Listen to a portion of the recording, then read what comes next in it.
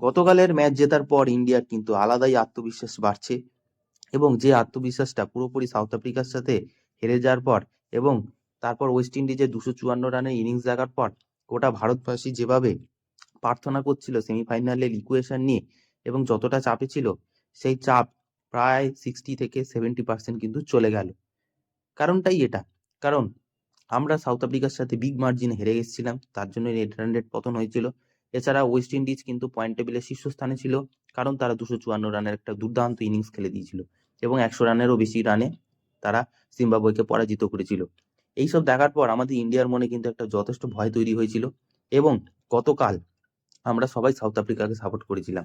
কিন্তু গতকাল south Africa যখন ওয়েস্ট ইন্ডিজকে একেবারে ওয়ান সাইডেড ভাবে হারিয়ে দেয়, তখনই প্রায় আমাদের 70 থেকে 80% পুরো সেমিফাইনাল যাওয়ার রাস্তা খুলে যায়।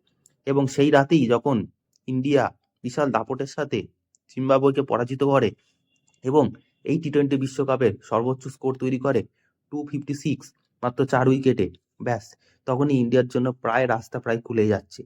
এবং সেদিনকে অনেকের ভারতীয় ক্রিকেটারদেরও, যাদের নামগুলো না বললে হবে না, সঞ্জু স্যামসন ফিরেছিল, 15 বলে 24 রানের একটা দুর্দান্ত ইনিংস খেলে দিয়েছিলেন। অভিষেক শর্মার ফর্ম ফিরেছে, তিনি 30 বলে 55 করেছেন। এছাড়া হার্দিক পান্ডিয়া, তিলক ভার্মা, এদের সবার দুর্দান্ত খেলায় 256 রানের একটা বড় ইনিংস তৈরি করেছিলেন। এবং ইন্ডিয়া সেখানে বোলিং এ একটু মার খাওয়ার জন্য 72 রানে কিন্তু ম্যাচটাকে জিম্বাবুয়েকে পরাজিত করে, এবং তারা 72 রানে ম্যাচে জয় পায়।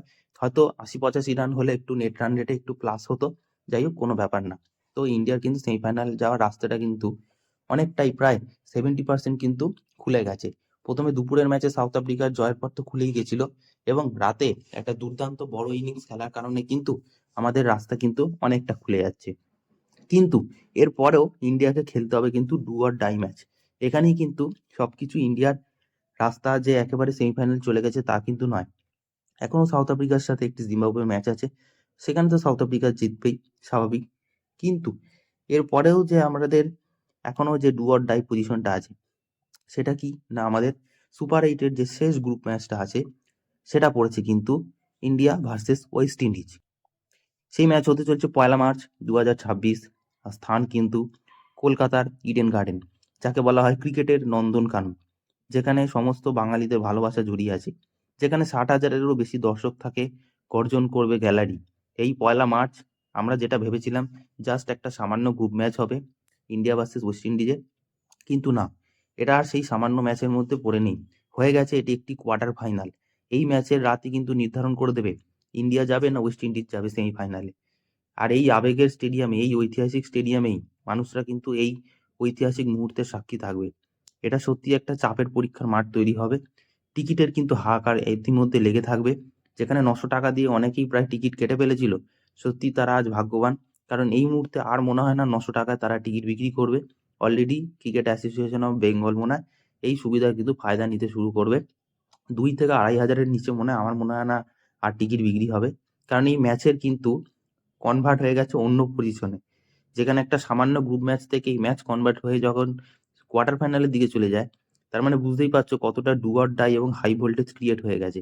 আর নামটাও কিন্তু যাদের সাথে খেলা সেটা হচ্ছে সামান্য দলের না, ইন্ডিয়া ভার্সেস ওয়েস্ট ইন্ডিজ। এই মুহূর্তে ওয়েস্ট ইন্ডিজও একটা 254 রানে ইনিংস খেলে তারা শীর্ষের স্থানে ছিল, এবং ভারতও 256 রানের কিন্তু দুর্দান্ত ইনিংস খেলেছে। এবং ওয়েস্ট ইন্ডিজেও কিন্তু যথেষ্ট ভালো ভালো প্লেয়ার আছে, যেখানে সিমরান হিটমায়ার, রমভান পাওয়েল এর মতো ভালো ভালো পাওয়ার হিটার আছে। আর ইন্ডিয়ার নাম আর বলতে হবে না, তোমরা সবাই জানো। তো এই সুপার টুপার 8-এর কিন্তু শেষ গ্রুপ ম্যাচই কিন্তু নির্ধারণ করে দেবে যে কারা সেমিফাইনালের টিকিট পাবে। তো যে জিতবে সে তো যাবে সেমিফাইনালে, আর যে হারবে তার জন্য তো টুর্নামেন্ট শেষ। তো এটা সরাসরি এটা একটা নকআউট ম্যাচ ক্রিয়েট করে দেবে, সেটা কেউই ভাবতে পারেনি। তো এখন আমাদের ভারতের টপ অর্ডার মোটামুটি ভালোই আছে, মিডিল অর্ডারও মোটামুটি ভালো আছে। বোলিংয়ে সেদিনকে একটু রান খেয়া হয়েছিল, যদি বুমরাওকে দিয়ে শেষ ওভারে যদি বলগুলো করতে দিত তাহলে হয়তো এত রান খেতাম না। কিন্তু তারা শিবম দুবেকে দিয়ে একটু ট্রাই করে নিতে চাইছিল, যে দেখা যাক ওর বোলিং বোলিংটা কেমন আছে, বোলিংয়ের জায়গাটা কেমন আছে এবং বোলিংয়ের কোয়ালিটিটা ঠিক কেমন আছে, সেই জন্যই তারা শিবম দুবেকে একটু টেস্ট করে দেখে নিতে চাইছিল। নয়তো আমরা তাহলে 80-85 রানও হয়তো আমরা জিততে পারতাম। তো এই ইডেনের মানুষের আবেগের মধ্যে কিন্তু তৈরি হতে চলছে একটা দারুণ একটা হাই ভোল্টেজ ম্যাচ, পয়লা মার্চ 2026-এ কিন্তু রাত 7টার সময় কিন্তু এই খেলাটা শুরু হচ্ছে, ইন্ডিয়া ভার্সেস ওয়েস্ট ইন্ডিজের প্রায় কোয়ার্টার ফাইনালের পর্যায়ে সেই ম্যাচ। আর এই ম্যাচে কিন্তু বাড়ি ফিরতেও খুব একটা মানুষের সমস্যা হবে না। ইতিমধ্যে কলকাতা মেট্রো থেকে কিন্তু জানা হয়েছে যে 11টা 15 অবধি কিন্তু লাস্ট মেট্রো চলবে, যেটা আপ ও ডাউন দুটোই চলবে। তো যেটা 11টা 15 থেকে যেটা ওই এসপ্ল্যানেড থেকে দক্ষিণেশ্বরও যাবে এবং এসপ্ল্যানেড থেকে শহীদ ক্ষুদিরাম অবধিও যাবে, এবং কি টিকিট কাউন্টারও কিন্তু এসপ্ল্যানেডে কিন্তু খোলা থাকবে। তাই আপনারা যারা ভাবছিলেন যে এই ম্যাচে অনেকে যেতে পারছিলেন না বা চাইছিলেন না যে রাত্রিবেলায় বাড়ি ফিরতে অসুবিধা হবে, সেটা নিয়ে কোনো সমস্যা নেই। কলকাতা মেট্রো কিন্তু ইতিমধ্যে একটি মেট্রো কিন্তু রাত্রি 11টা 15 থেকে কিন্তু বাড়িয়ে দিয়েছে। তো বাড়ি ফিরতেও খুব একটা চাপের হবে না। আর এই ম্যাচ কিন্তু যারা দেখবে তারা একটা সত্যি ঐতিহাসিক মুহূর্তের সাক্ষী হয়ে থাকবে, এবং আশা করব তারা প্রত্যেক ভারতীয়, প্রত্যেক নীল সমর্থক কিন্তু হাসি মুখে বাড়ি ফিরবে এবং ইন্ডিয়াকে সেমিফাইনালে তুলেই ছাড়বে। আর ওয়েস্ট ইন্ডিজের এই মুহূর্তে খুব একটা দল কোয়ালিটি খুব একটা ভালো না। আমার প্রথমেই মনে হয়েছিল তারা জিম্বাবুয়ের সাথে 254 রানের ইনিংস খেললেও তাদের ব্যালেন্স টিম বলেছিলাম, কিন্তু খুব একটা ব্যালেন্স টিম ছিল না। কারণ ওয়ার্ল্ড কাপের আগে গত যে কটা ম্যাচ ছিল তারা কোনোটাই সেভাবে ভালো পারফর্ম করতে পারেনি। এছাড়া ওয়ার্ল্ড কাপেও তারা যে কটা দল পেয়েছিল তারা সবই খুব একটা অভিজ্ঞ দল নয়। মাত্র ছিল ইতালি, স্কটল্যান্ড, জিম্বাবুয়ে, একমাত্র ছিল ইংল্যান্ড, তবে ইংল্যান্ডেরও সে ফর্মটা নেই। তো এই কারণেই ওয়েস্ট ইন্ডিজ এত দূর আসতে পেরেছে, কারণ ওয়েস্ট ইন্ডিজের সেই ভয়ঙ্কর দলটা যেটা ছিল লাস্ট 2019 অবধি, সেই দলের কোয়ালিটি কিন্তু সত্যিই নেই। তাই আমরা শুধু শুধু ওয়েস্ট ইন্ডিজকে নিয়ে ভয় পেয়েছিলাম, এত সেমিফাইনালের ইকুয়েশন, এত ক্যালকুলেশন আমরা করেছিলাম। তাই এসব নিয়ে অত ভাববার দরকার নেই। আমরা জিতবো এবং উত্তর মিলে যাবে সেই রাতেই, পয়লা মার্চের রাতে। এবং ভাগ্য নির্ধারণের মতো অত কঠিন আমাদের ভাবার দরকার নেই। এটা ঘরের মাঠ, তা আবার এটা আহমেদাবাদ না, এটা ইডেনের মাঠ। এখানে মানুষ জানে কি করে নিজেদের প্রিয় দলকে গলা ফাটিয়ে চিৎকার করে জিতে যেতে হয়।